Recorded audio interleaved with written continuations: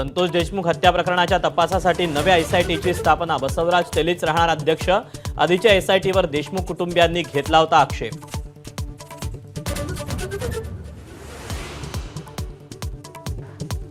केजमध्ये CID अधिकाऱ्यांची धनंजय देशमुखांची चर्चा, उद्या दुपारी बसवराज तेलींना भेटून घेणार माहिती।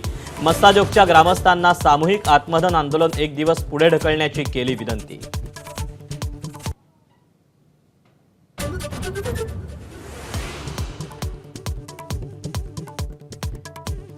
एकही आरोपी सुटता कामा नये, मुख्यमंत्री देवेंद्र फडणवीसांचा बीड पोलीस अधीक्षक आणि सीआयडी अधिकाऱ्यांना फोन, आजवरच्या तपासाचा घेतला आढावा।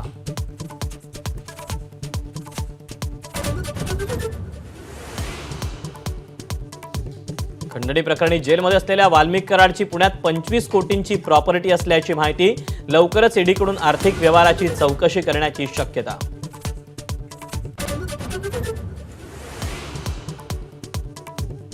संतोष देशमुख हत्या प्रकरणातील आरोपींना वाचवण्याचं सरकारचं षडयंत्र, मनोज जरांगेंचा आरोप। आरोपी सुटला तर धनंजय मुंडेंची टोळी संपू, जरांगेंचा इशारा।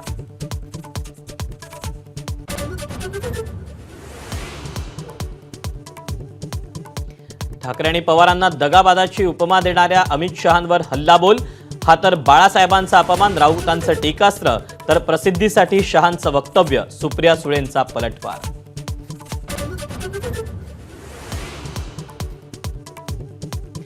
शक्तीपीठ महामार्गाचं काम सुरू करा, मुख्यमंत्री देवेंद्र फडणवीसांचे आदेश, तर कोल्हापुरातून शक्तीपीठ महामार्ग जाणार नाही, हसन मुश्रीफांकडून नकार घंटा कायम।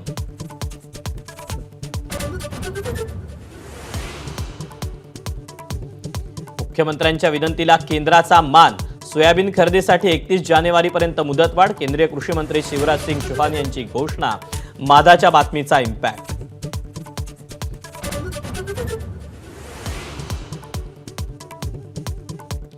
कांद्याच्या दरात 1000 रुपयांची घसरण, संतप्त कांदा उत्पादक संघटनेनं बंद पाडले होते लिलाव, कांद्यावरील 20% निर्यात शुल्क रद्द करण्याची मागणी।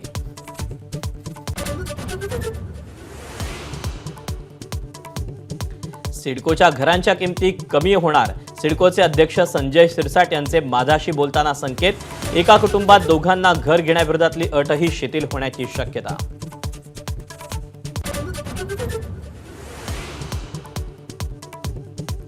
चायना मांजामुळे वेगवेगळ्या शहरात अनेक जण जायबंदी, नागपूरमध्ये अवैध मांजावर बुलडोजर, तर नाशिकमध्ये सदोष मनुष्यवधाच्या प्रयत्नाचा गुन्हा दाखल करणार।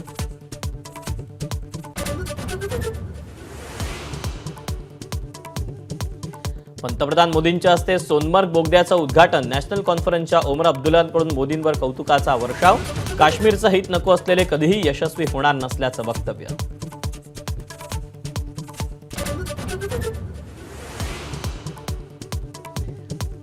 महाकुंभ मेळ्यातल्या पहिल्या मुहूर्तावर 1.5 कोटी भाविकांचं पवित्र स्नान, जिल्हा प्रशासनाची माहिती, उद्या साधू महंतांचं पहिलं शाही स्नान।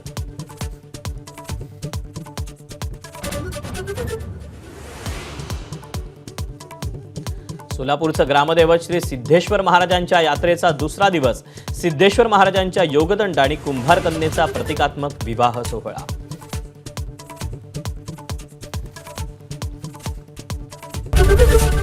एबीपी माझा, उघडा डोळे बघा नीट।